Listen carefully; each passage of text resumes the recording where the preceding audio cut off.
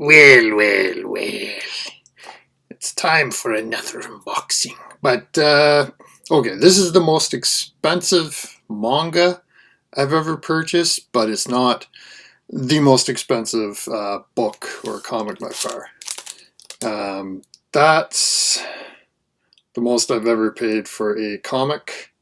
That was just under $150 US. This right here is a manga, and it was just a penny under $50 US. It wouldn't even make my top 10 list, but it's about as much as I want to pay for a manga. So I won't keep you in the dark, but I mean, it was expensive enough that they had to ship it by, they didn't have to ship it by registered mail, but they did, which is a wise thing to do when you're dealing with something that's expensive.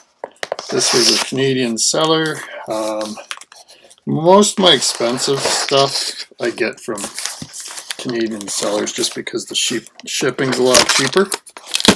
But and this, for those that don't know, this is a Gemini mailer. Use these all the time for comics. And funnily enough, this one's about the same dimension as a comic. So, and just a warning, if you're offended by cartoon boobs, you may not want to look at this one closely.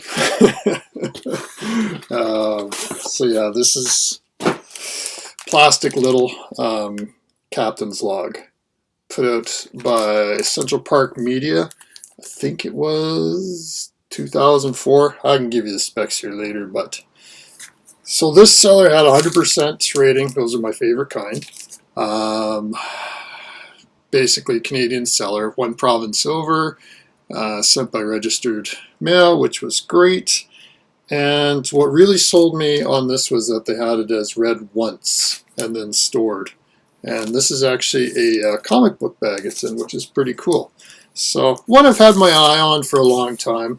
Like I said, I picked it up for just under $50 US. I'll give you the listing, but you know, I still get that collector in me, so I really dig these Central Park Media ones, like Legend of Lemnir, Plastic Little, just because they're not being put out anymore, and they are becoming hard to find, especially in good shape. So there you go. There's my latest acquisition. So for what it's worth, and yeah.